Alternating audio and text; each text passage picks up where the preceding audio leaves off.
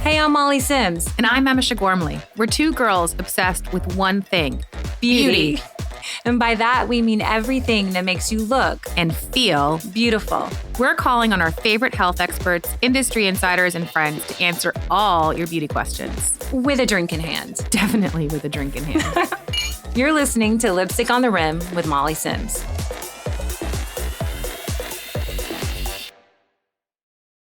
I'm really excited about today's episode. Okay, ladies, we are talking about something that I genuinely believe every woman deserves access to. Clear, honest information about her own fertility. It's one of those topics that is either avoided altogether or completely blown out of proportion online. And it leaves so many women that end up feeling confused, overwhelmed, or honestly even scared. I think the last part, scared, is what I know I came from at times. Today, we're going to be breaking down the fertility myths. A lot of you have DM'd us. You know, we have a wide range of listeners. I know we talk a lot about perimenopause, menopause, but today we're going to be talking about fertility, breaking down the myths, the real facts, and the information that we both wish, honestly, both of us would have had earlier, with the goal of helping women feel informed, feel empowered, and a little less alone. Which is honestly why today's guest feels so important. Dr. Lucky Secon, welcome to Lipstick on the Rim. Welcome. We are so excited. She just came out in a few months ago, January 2025, it's called The Lucky Egg. I love the cover. I love the cover. You. I love the title, Understanding Your Fertility and How to Get Pregnant Now. And I think what gives her such a unique perspective is that not only are you the doctor, but you're the patient. Yes, I've been the patient. And I think for women walking into that room, and we always would say, like with Scott, when we would walk into Dr. Shaheen Gadir's office, it ain't good when you walking in that office.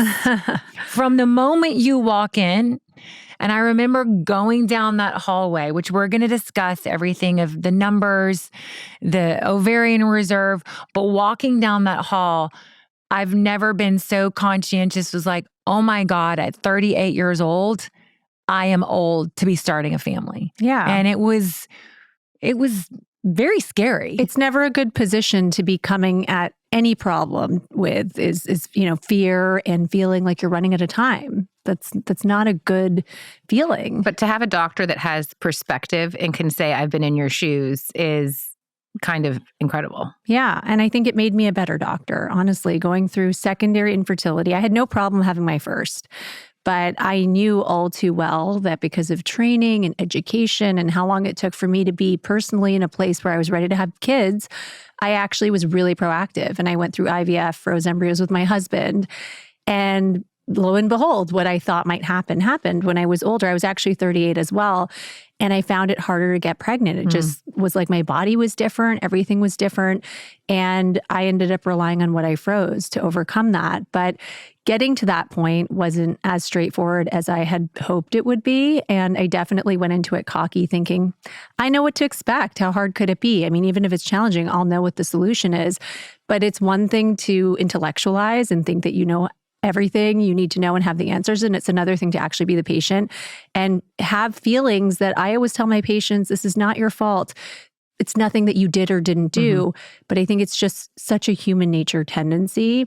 And when I felt that way, even with all the education and training that I had, it was a real eye-opener for me. Why do you think the fertility conversation at the moment has exploded? Because 15 years ago,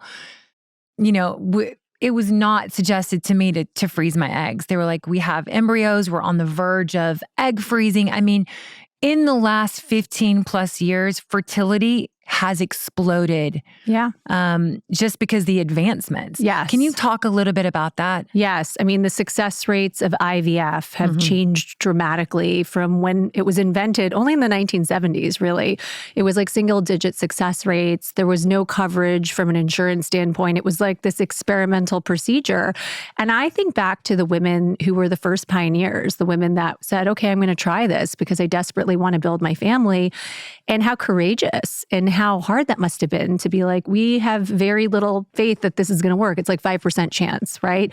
Now it's a different situation. We have gotten a lot better at growing embryos in the lab. figuring out what they need in the lab environment, being able to genetically test them and weed out all the ones that would never have been destined to implant or stay implanted. So that lowers miscarriage rates. And we're able to say to patients, if you have a tested embryo and it looks really good under the microscope, there's a 60 to 70% chance you're going to be pregnant by next week, right after the procedure. And not only have we gotten better at it, we've gotten a lot safer too. We're only usually putting back one embryo at a time. So this idea that IVF always leads to twins and triplets is really a thing of the past.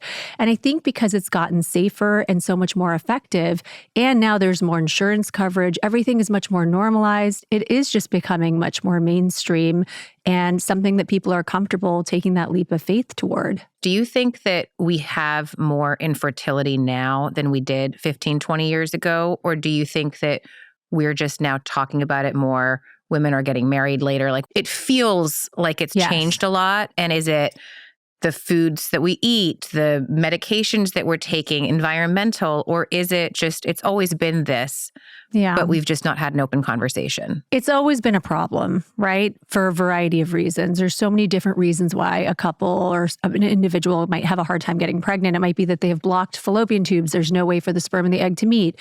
There could be sperm quality issues 50% of the time. 50% of couples will have some sort of sperm quality. It's not the woman. Yeah, exactly. It's 50-50. I remember a couple of my friends were like, it's not me. He's blamed me. Yeah, I know. It can feel like this blame game. But I think the biggest factor that is the reason behind why it is more prevalent is age, right? If you look at your mom's generation, your grandmother's generation, what age were they and their peers having their first child? Early 20s. Early 20s, Late exactly. teens almost. Yeah. Right. And so this has dramatically shifted for us. And I think that instead of feeling shame about it and blame and saying, why haven't I found the right partner? Why am I not financially in a position where I feel like I can start trying?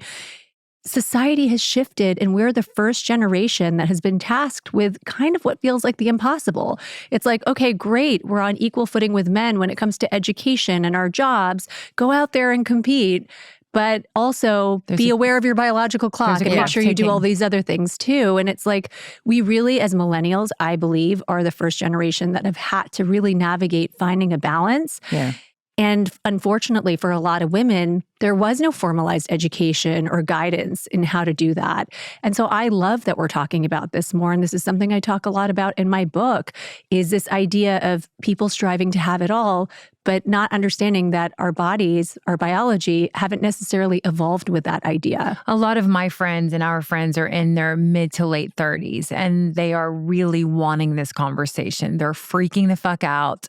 They are panicking that they haven't met the one. And I feel like I am them. When I'm listening to this conversation, I'm like, you're going to have your baby. Yeah. It might not look the way you think in your mind, but if you want to have a family, you will. But you have to also start to try to calm down, get your checklist. And I think that's ultimately why your book has been so successful. It's called The Lucky Egg. And women are scared. Right. I remember I woke up one day and I'm like, I want a family. I was 35. I wasn't dating anybody. I'd actually been dumped. Again, what can a woman do? She's 30 years old. She doesn't want to have a baby. She's 25 years old. Are there certain things you would be like, freeze your eggs? Or how would you roadmap that? I think the first step, and this might sound really obvious, but it's actually something that I see a lot of people not taking the time to do, is to carve out mental space and time in your life to actually think about, what do you want, right? I see a lot of women in New York where I practice, where they're at the top of their game and they're just so busy on the hamster wheel of life. And then by the time they actually contemplate, hey, what do I want out of my personal life? What are my personal goals? They're coming to me at a time where I may tell them, hey, your biology is going to kind of dictate how this goes a little bit. And nothing can be more frustrating and devastating to a lot of women, because they're thinking, I did everything right. Yeah. I mean, I focused on achieving, but this is one area of life where the amount of effort you put in doesn't necessarily equate to what you get out. So I think taking the time, even if you're not physically in a place, you don't have the right partner, you don't feel like it's a good time for you to actually start trying, still think about what you want and try and prioritize what's most important to you, because then the rest of what you need to do will crystallize, right? And if it looks like it's probably not realistic that you're going to be able to start trying or building your family until after 35. And you might find yourself in your mid-30s, in your 40s, trying for baby number 1, 2, or whatever your goal is, then yeah, I think egg freezing is a major part of the conversation. And when should women, if you could take your pick, if a woman walks in your office, would she be 20? Would she be 25? Would she be 30? What would you suggest? So everyone always says the earlier the better. I know, right? but what does that mean? Exactly. Because do I think it's healthy or necessarily a good thing for people to graduate high school and everyone just go and freeze their eggs? No, I think it takes a certain level of emotional maturity. There's a lot that is put on the patient in terms of the medications you're taking and needing to follow up, and you're going through a procedure. I would say the youngest age of a patient whose eggs I froze was in their early 20s, but that was usually for a medical problem, right? Yeah. I would say for just trying to plan ahead, mid to late 20s is really the ideal time. You're kind of in your reproductive prime years where not a lot of change has happened with the number of eggs that we can get to in one given cycle of effort. And the quality of the eggs is kind of at their maximum potential. But that's not to say it's not successful if you do it in your 30s. Right. I think late 20s to early 30s is kind of the sweet spot where people have that emotional maturity to actually go through this 2-week-long process. And I'm not a doctor that sugarcoats it. Like, it's a lot. Also say, I think women think it's this crazy long process. I'm like, if you're not putting it back in, it's 2 weeks. Yes. Yeah. Yeah. And people think they're on have shots a for myth months. of like in their mind, I'm like, no, I can't do this. It's not. Again, it's 2 weeks. Right. And they think that they need to be off of work for that entire 2 weeks, which is not true. I mean, it sounds like you have gone through this process. You know, you're taking shots in the comfort of your home morning and night maybe, and you're coming in not every day for scans and blood work, but it is a lot. And if the conversation ends with, you know what, I'm thinking about all my options and now I've learned about egg freezing and I've decided it's not the step I want to take, fine. But at least you're never going to turn around 10 years from now and say, you know what, I wish I had looked into that. I wish I had contemplated it. It's like you made a really thoughtful decision. I do think that, unfortunately, there is a lot of stuff in the news sometimes that a lot of IVF can cause breast cancer. There's that has been in the news lately, especially. Like I literally turned the TV on the other day and I heard someone talking about it. Is that fact-based or it's just...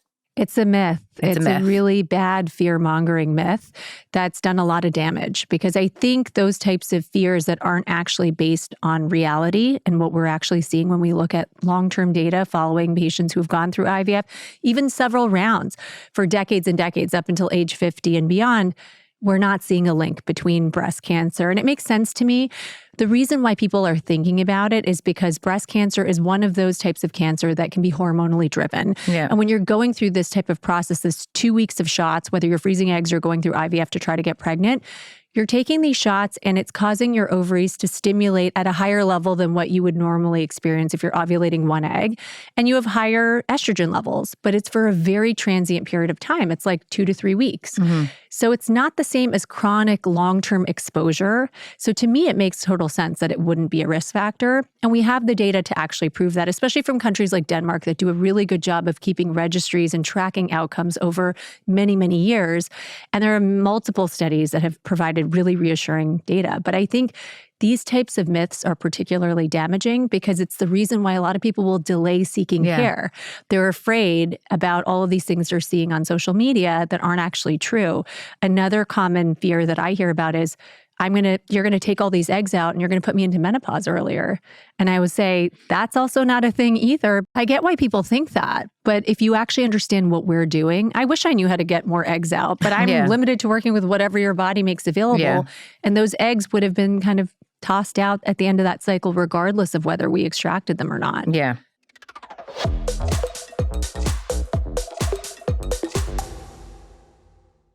I have to put you on to something that fully changed how I think about wash day. It's called Hair Story, and their new wash method is not shampoo. I know, just stay with me.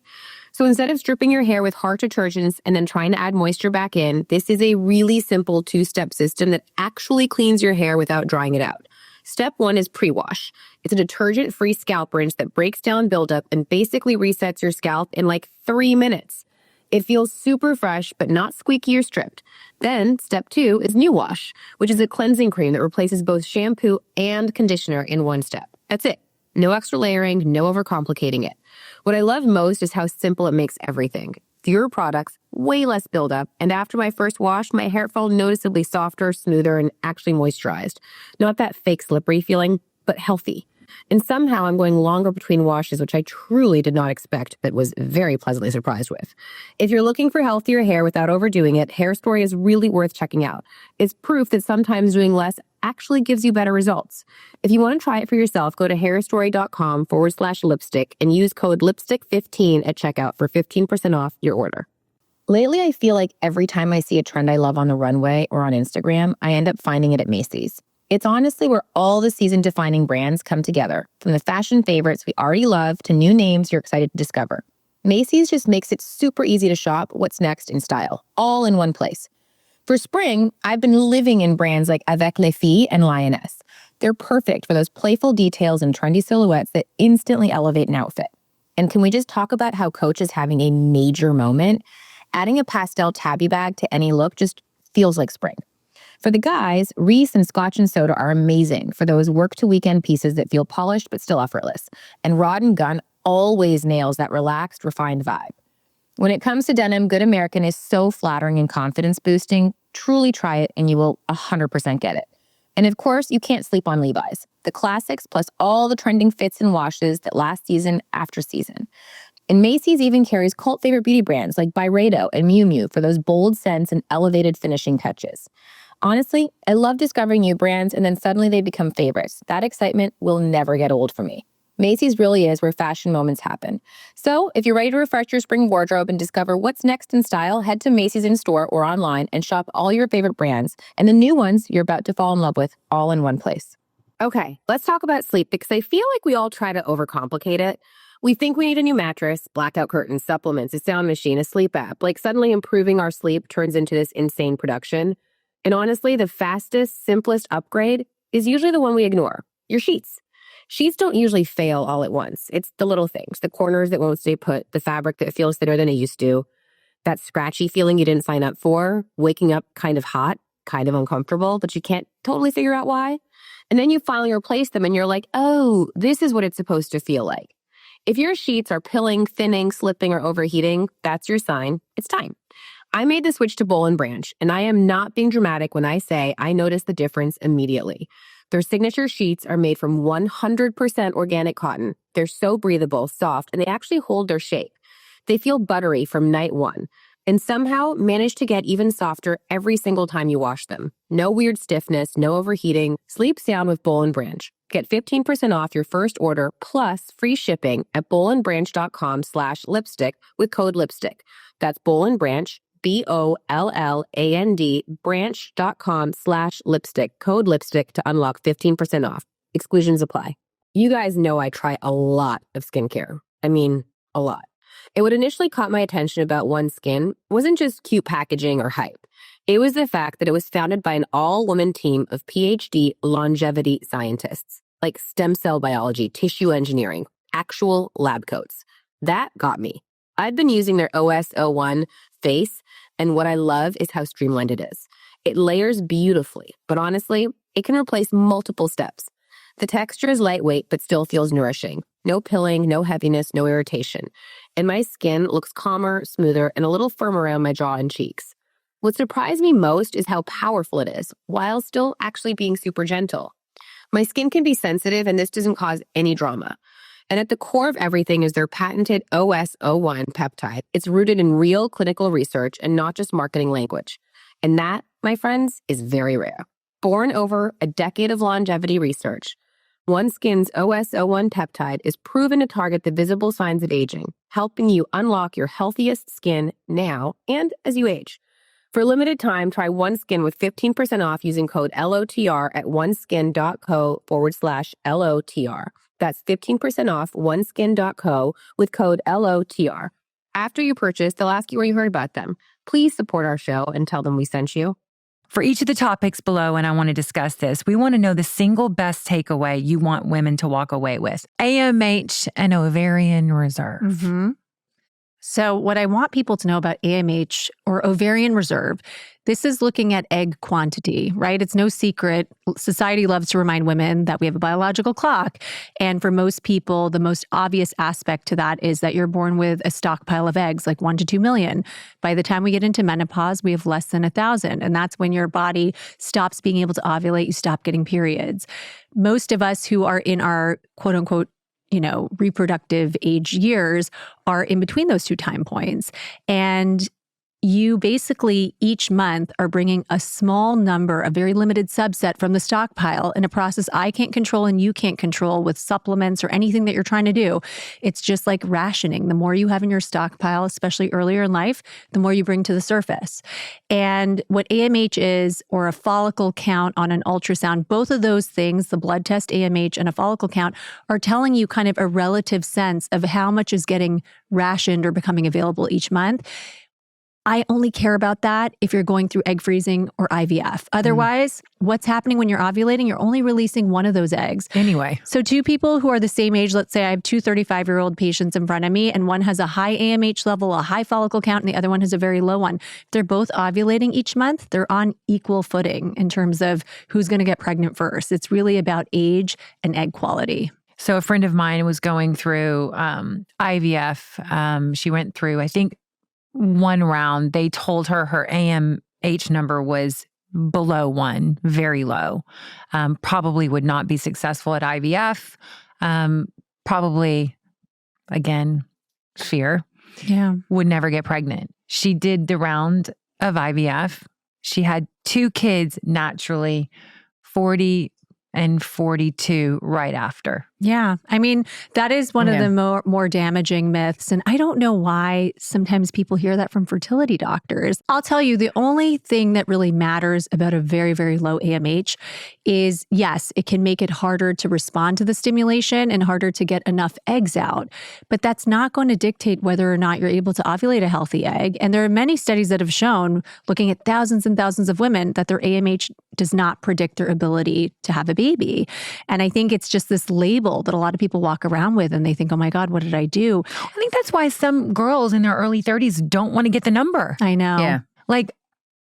I mean, I also think, one of the things here is egg quality versus quantity. And I think sometimes people are like, I had so many eggs, you know, but like, okay, well, were they good or were they not good? Doesn't really matter. I'll tell you, the thing that I hate to hear is when someone says, I was told, I'm 40, I was told I have the eggs of a 25-year-old. And I'm like, how did they tell you that? There is no test for egg quality. Yeah. Like, that's the biggest thing to really get out there in terms of good information, because there's so many people getting these labs interpreted in a way that doesn't actually make sense. And either it gives them really false confidence to make decisions in a way that maybe isn't as proactive as they should be, or it can make them panic when they have nothing to panic about.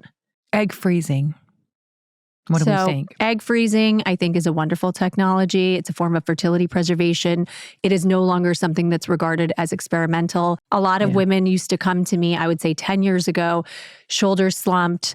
I can't believe I'm doing this. I'm 37. I thought I'd be in a different place in life. And now I'm seeing a lot younger women coming in, sometimes with a partner. And I'm like, oh, so are we talking eggs or embers? And they're like, oh, he's just here to support me. I'm doing eggs. And I'm like, oh, okay. I think the thing that people should know about it is it's not a guarantee.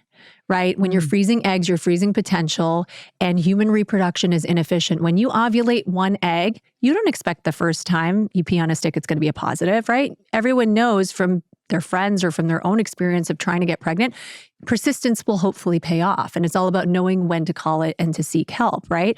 But it could make sense in your 20s and early 30s to try for up to a year. That's okay.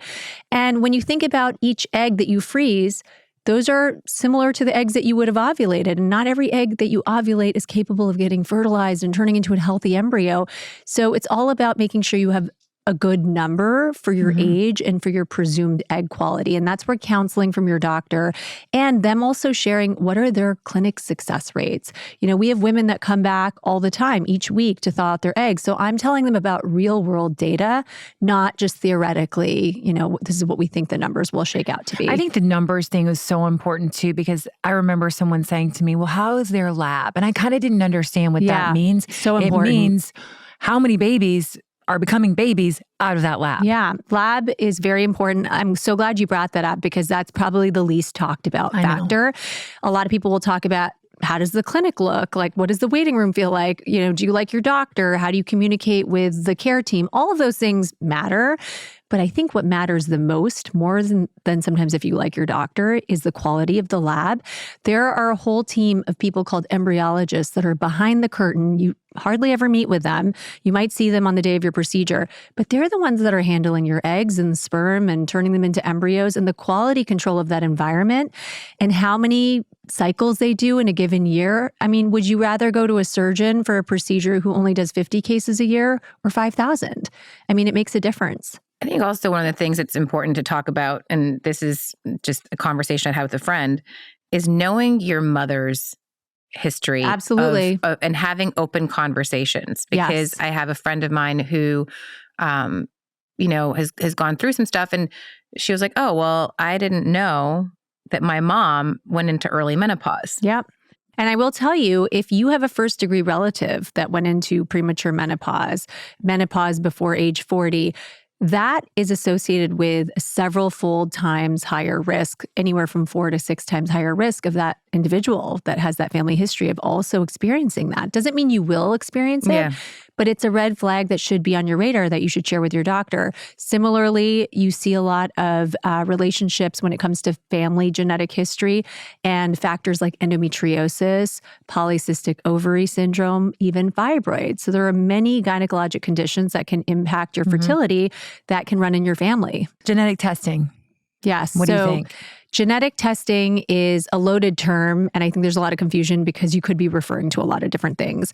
When I'm thinking as a fertility doctor, I'm thinking about 2 big things. One is if I'm looking at a couple, or if I'm talking to a patient who's thinking about using a sperm donor or an egg donor, I care about the genetics of both prospective, whoever's providing the sperm and the egg, right? Because we all carry genetic mutations. And I'm taking you back to high school biology. Remember Punnett squares, where you're like, okay, if you carry this mutation, it doesn't affect you, but you carry 1 copy. But if you have a partner that carries the same thing, there's a 1 in 4 chance that you could have a child with 2 copies of a mutated gene. So I will run panels where I'm testing for like 400 conditions and saying, hey, okay, there's a 2 to 4% chance that you could overlap as a couple.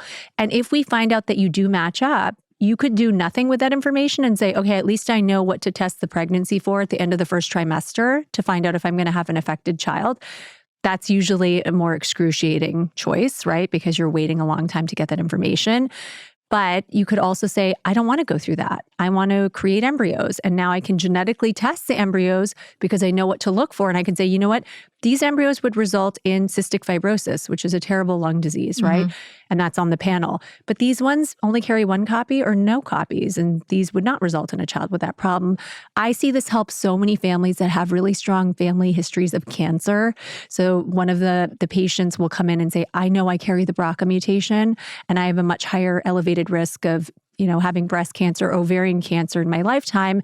And I'm just, wanting to do whatever I can to prevent passing this on because I know. You can tell with BRCA? Yeah. If you know you carry something that could result in a reproductive risk to a future child, as long as you know what to look for, we can take an embryo in the lab. Wow. We can remove some of the outer cells and send it off for genetic testing, and we can build a specialized test to zoom in and look for that gene mutation. So I have helped families stop the propagation of cancer predisposing mutations in their family line from continuing, which is so powerful. That's insane. That I didn't realize that. So if anyone is listening who has a strong family history, multiple first-degree relatives, it just seems like there's a pattern. The first step is go to your doctor and say, can you test me with all the panels we know about? And if you're a carrier, it's not just important for fertility and forward planning, but also for your own general health. It might mean insurance will start covering you going in for earlier screenings and checkups. You might decide to do like a risk-reducing surgery. That's what Angelina Jolie did. She knew she carried a gene mutation and she had a strong family history of breast cancer, and she got a double mastectomy as a preventative measure.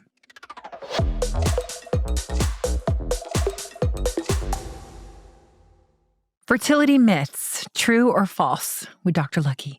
Fertility is just a woman's problem. Definitely false. 50% involves a male factor, and 1/3 of cases of infertility involve a male factor alone. I didn't know that. Yeah, I didn't either. Yeah.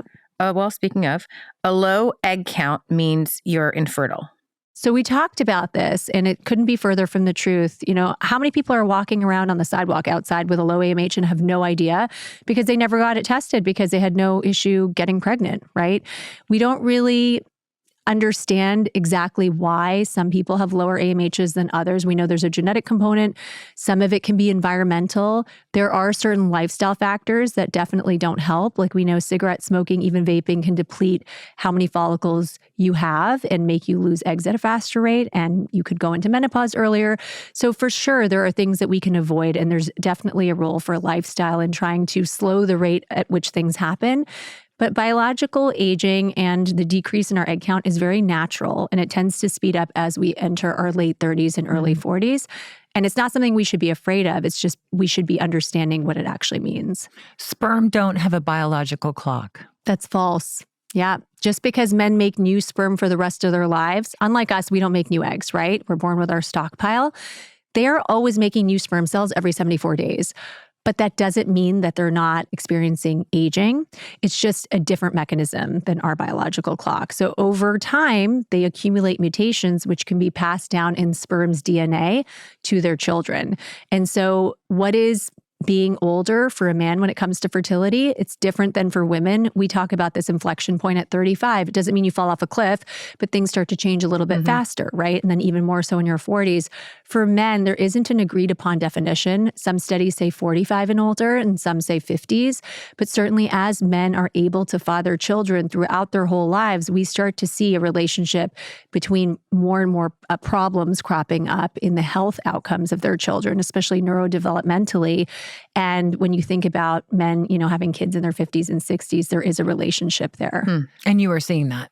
Yes, it's definitely something that's been seen in the data. And also, men should be caring about their lifestyle as well, because they are contributing to some of the outcomes we see in the pregnancies of their partner, right? Because their genes are contributing to building the placenta, which is a really magical organ that forms temporarily for the purpose of connecting mom to baby and to help the baby grow healthy in a healthy way. A lot of the complications that can happen in pregnancy arise from the placenta not functioning properly. And so, male chronic health conditions that are not well controlled, or smoking, a sedentary lifestyle, being obese, all of these things can relate to not just health outcomes for their children, but also potentially pregnancy complications. Birth control causes infertility. False. There's no situation where I've ever seen a patient with infertility, and I've treated thousands of patients, where I'm like, oh, it was the birth control, right? Birth control often is just preventing you from ovulating. It doesn't help you stockpile your eggs because you're still recruiting a bunch each month from that pantry, that stockpile we talked about, and then they're kind of getting thrown away. You're just not releasing an egg.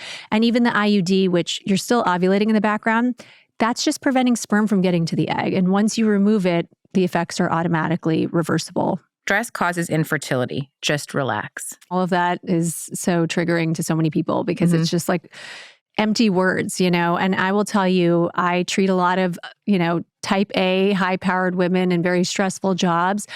And when you're talking about day-to-day stress, like the normal stress of life, that is not thought to be related to infertility. That is not thought to be something that makes you lose eggs faster or that has a negative impact on the quality of your eggs or, your risk of miscarriage. That's a big one. When people go through miscarriages, the first place their mind goes is, I probably should have slowed down at work. I wish I wasn't doing X, Y, Z. I'm here to tell you that there is no single shred of evidence that being stressed in your day-to-day is causing your infertility. Now, if you have profound stress where it's like extreme caloric deprivation, like you're going through a war or a famine, like there's really profound stress that can affect the health of pregnancy and the ability to get pregnant. But I'm talking day-to-day stress. It's just not a thing. And being stressed about being stressed is not going to be helpful. Yeah. A woman walks into your office. She's 30 years old. What do you do? What do you tell her? What's the advice that you would give her? So first off, when I have a conversation with a patient, I'm asking them a ton of questions. I want to know where they're at in life. Why are they here? What are they hoping to gain from this visit? And then they'll tell me, are they partnered? Are they single? What's going on in their life, personally, in their work situation? What's important to them? And if it's someone that says to me, I know I want to be a mom. I feel extremely confused by all of the conflicting information I'm hearing. And I'm basically here for a biology 101. I want you to just fill the fertility knowledge gap. That's what I'll do. And I'll also do an ultrasound because I'm a big believer that you can learn a lot about the reproductive system by just looking, doing a vaginal ultrasound. It's not a standard thing that's done across the board. When I talk to women every day, sometimes they'll be like, yeah, my GYN does one, every year, every couple of years. And then I meet women in their 40s who are like, you're the first person ever doing this scan on me only because I'm coming in to talk to you about fertility. That's why I wanted to talk to you about it, because I think I got given a scan the very first time I went to talk to someone, but I don't think women know you need a scan. Yes, I think so. And this might be viewed as controversial, right? Because doctors are supposed to follow guidelines, and you think about public health and how resources are used and what will people's insurance cover. But forgetting about all of that, what do I think is the right thing to do as an expert who has sat across my desk from thousands of women, and I've often been the first one to tell them, oh, you have PCOS. Oh, I see evidence of endometriosis. You can't always see that on a scan, but sometimes it's obvious. Oh, you have a huge fibroid taking up all the space in your uterine cavity. Like, this is a problem. It needs to be removed. And this is why you're having these problematic periods. I don't know why I, as a subspecialist who is focused very specifically on fertility, am often the one telling them that they have a major gynecologic condition. And so I do hope that having these conversations will empower people to ask questions and say, hey, can I just get a scan? Whether the GYN is doing it for you or they order it and you go to a radiologist and get it done, maybe it'll come back normal. But if we find something, it's a lot better than feeling blindsided at the moment, at the 11th hour when you're, in a fertility crisis. I think I said this in the beginning. I think you have a unique perspective because you're not just a specialist, but you're a patient. What surprised you the most going through IVF as a patient? The lack of control. I think, like I said, I went through it. I went into it cocky. I was like, I am doing it at the clinic that I work at. I'm besties with my doctor. I already know all the science. Like, what could go wrong? And one of my first cycles, I just didn't get as many eggs as I thought. I didn't end up getting enough embryos, and I was happy that I got something, but it was way lower than what I thought. And I was like, that's weird. Okay. And then I went through another attempt where they were like, you're not really responding. We're going to stop the meds. And I had taken these shots for about 2 weeks, stopped the shots, and was like, that was anticlimactic. Okay, but that's okay. And I was a little bit worried at that point. Then I did another one where we just pushed forward, even though the response was low, because it was like, well, let's just see what we can get. Got 2 eggs and got the call a week later that nothing turned into an embryo, like the cycle was done. And that hit me like a ton of bricks. I cried in my office. I closed the door and I was like, I just want to get out of here and go home. Like, I feel so ashamed, like my body's not doing what it's supposed to be doing. And I just didn't anticipate that outcome. And that was why when I wrote this book, of course, it's filled with so much science and practical information that feels like a roadmap, but there's so much mental health support built into it, because I think the mental health struggle of someone who already has a child, but is doing this as a preventative measure for the future because they just know better, and then has this like U-turn situation where they're like, oh, everything's going to be easy and fine, and then it's not. That's a different mental health struggle than the woman who's going through her 5th failed round of IVF, or someone who has recurrent pregnancy loss, or someone that's been told, you know what, some of these issues you have, maybe it's going to be too hard to overcome, and we need to talk about things like surrogacy, right?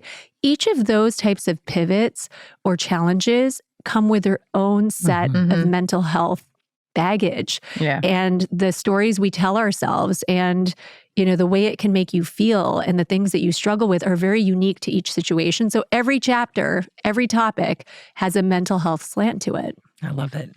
What does IVF improve and what does it promise? So IVF, nothing will promise you anything, right? But IVF can give you more control. It has the potential to, because when you think about what's happening when you're trying to get pregnant on your own just by ovulating, right? It's kind of like playing the slot machine. All you can do is pull the lever and say, okay, I'm ovulating, like, let's try in this next 2-day window. Whether that egg that you release actually interacts the way it's supposed to with the sperm, gets fertilized, turns into an embryo, makes its way to the uterus, is a healthy embryo that can actually implant, all out of your control. That's like everything lining up on the slot machine. So often you have to play multiple times. And I'm not encouraging gambling, but you get the analogy. Totally. With IVF, you're saying, okay, I'm kind of sick of this really low efficacy approach. Let's go in and grab as many eggs as we can because each of these eggs feels like a long shot. It's like playing the slots, but let's try to control and expose them to sperm and cultivate them into embryos. And so you're still going to see drop off and attrition, but because you're starting off with more numbers, that is going to help make this really inefficient process more efficient. And then when you get to the embryo stage, you do have the ability nowadays to genetically test those embryos. And something we haven't talked about, which is really important to know, is that nobody makes perfect embryos. Even in our 20s, when it's as good as it gets, 20 to 25% of those embryos are thought to have genetic errors where it's just not able to implant or stay implanted. So very powerful tool is called PGT, pre-implantation genetic testing, where you can just kind of biopsy a small part of the embryo without hurting it, the part that would become the placenta, just a few cells, send them off for analysis. And you can say, okay, these ones are healthy and these ones aren't. And the ones that are implanting something it can lower your risk of miscarriage. It can streamline your path to pregnancy in a process that's often really, really inefficient. And I think it can also give people a lot of reassurance for the future because you can freeze the extra embryos.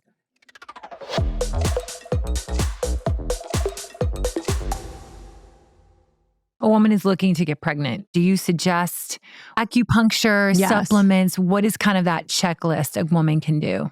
So I talk a lot about this in the book, and I have a whole a table because I think sorting through all of the noise, especially when it comes to supplements, and I get why it's there, right? It's this idea of wanting to control whatever you can. Yeah. And we all want to be good students and put our best foot forward in anything we're trying to do, right? And so there is a role for certain supplements. I would say prenatal vitamin is first and foremost. Everyone needs to be on that preconception, ideally 3 months preconception, containing folic acid. In the supplement chapter, I actually list out what are the nutritional requirements as per the American College of OBGYNs. And it doesn't mean you have to take a supplement for each of those things. Some of it can be obtained just from your diet, right? But if you don't have the healthiest diet, or it may not be as well-rounded, maybe you're vegan or vegetarian, here are the things that you need to be taking in these amounts. I think a really solid prenatal vitamin with folic acid is key, and folic acid is actually the form you want. There's a lot of misinformation online about that. That's the one ingredient that's actually been proven to prevent a certain type of birth defect of the baby's spinal cord, and that's really important. And then outside of that, the data is not very good in support of the other supplements, but I put it all in there and basically in the table say, this is how it's proposed to work, because sometimes people are taking things and they don't even know what it's proposed to do.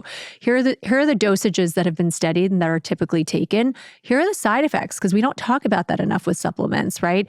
They are still something that have medicinal properties and can have interactions with the other drugs that you're taking. And that's important to know. What do we know? What's been studied? And then here's what the data actually shows. And I will say the best fertility supplement that has the most data, and it's still not perfect, is probably coenzyme Q10. Yeah. Right? There's animal data. I took it. Yeah. Yeah, animal data and human data where they've looked at women going through treatment and they've compared. And there's actually randomized controlled trial data, which is like the strongest level of evidence, where it seems that there could be an association with better outcomes, whether you're trying on your own or with treatment. And so that's something I tell my patients. I say, take 600 milligrams a day. It's definitely, not harmful. And if it could be helpful, why not? But there are some that have potentially harmful side effects and interactions and have way less data to support. And I put it all on the table so that people can actually just get informed and then make a decision for themselves. I'm actually curious because I went to an acupuncturist. I had a miscarriage and I ended up going to an acupuncturist who specialized in fertility. And full disclosure, like it wasn't, voodoo, because I can't remember if it was Columbia or one of the hospitals she worked at as an acupuncturist within the OB world. Yes. So the hospital, an established New York City hospital, did have her come in doing acupuncture. Yes. So I'm not anti-acupuncture. I think supplements and acupuncture are not synonymous, right? I think that there are different levels of evidence. when you think about something that might not have all the evidence to show, okay, there's a one-to-one relationship, this is definitely improving success rates, you have to ask, is there any harms? And I don't think there's any harms to acupuncture. I mean, I'm someone as a Western medicine doctor who's done acupuncture when I had a terrible migraine and I was like, I'm taking all the meds and it's not breaking, so let me go do this. It still didn't work, but I tried it, right? And why would it be harmful, right? Yeah. I just don't see any way that it could be harmful. So I talk about this with my patients every day. They're like, do you mind if I try it? Of course, go for it.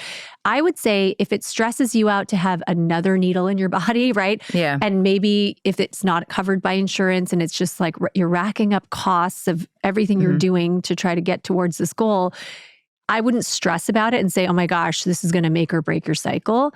But I would never tell a patient to not do acupuncture. Yeah. And I have had patients where they're like, my lining looks thicker this cycle. You know, I've noticed different changes in my menstrual cycle. The studies haven't yet to show that doing acupuncture before an embryo transfer is associated with improved outcomes, but it does improve people's stress and it does make them feel more relaxed. And I think there is a benefit to that. Yeah. Can we end on that? Yes. That positivity. Yes. It's part of it. That manifestation. Like I have so many women in their early 40s say to me, it's never going to happen. And I'm like, but you have to stop believing that. Yeah, I think there's a lot of fear. There's a lot of narrative about, you know, how likely something is to work. Again, the reason I named my book The Lucky Egg is because I see miracles happen all the time. And I see people who walk around with like a label. I have a low AMH or I'm in my 40s. And I will tell you that you're not a statistic. You're an individual with an individual situation. And there's a lot of information we don't have until you actually try or you actually go through a process. I think it's all about being mentally flexible. I think when we have a rigid thought pattern where we're like, oh, my AMH is less than 1, I'm above 40, I am in a box, you know, that's not helpful. That's not helpful as a fertility doctor to think that way. And it's definitely not helpful as you, the patient or the person going through this. Give yourself some grace too, you know, like life is hard enough. And I think that we need to stop this culture of self-blame.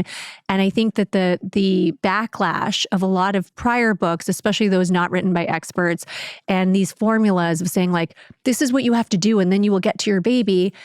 It breeds a message of an undertone of, well, the reason why you don't have your baby or the reason why you had a miscarriage is because you didn't do these things, you know? And we need to get away from that because there's so much of this that is not in your control, and that doesn't have to be a negative message. That should be something that absolves you of that guilt and shame and self-blame. You know, this is not your fault. You're where you're at. All we can do is look forward. And if you have an open mind, there's so many different ways that this could work for you and work in your favor. We always ask every guest before they go, if you could give advice to your 10-year-old self, what would it be? Oh my God, where do I even begin? The girl from Brampton, Mississauga. Yeah. Went to McGill. Yeah. Who didn't realize her power in the moment, you know, who I kind of felt lost at that age. And I think about it a lot because now my daughter's 8. And so I'm very conscious of like, what is she going through? And like just finding your place in the world. What I would tell myself is if you find you're going to find your purpose, and your purpose is going to be to try to help other people, and everything else will just kind of figure itself out. And just find a purpose. Like that is really the key to life. I feel very much fortunate to be turning 43 in a few weeks and to be able to say, I found my life's purpose, and what I do for my job is very aligned with my true purpose in life. And I think that that is a form of attaining happiness that a lot of people strive for. And I'm really, really happy in my career and what I'm able to do for women and my patients. I mean, you're changing lives and having a lasting impact. I mean, it's unbelievable. Understanding your fertility and how to get pregnant now. It's on shelves. Get it on Amazon. It's a great book. Dr. Lucky Secon, you're awesome. Thank you. Really, truly Thank you for helping being on. so many Thank women. You know, you're amazing. Make sure and follow Dr. Lucky. It's Lucky, LUCKY.SEKHON. Make sure and buy her book, The Lucky Egg. You guys will see you next week. See you next week. Maybe you'll be pregnant.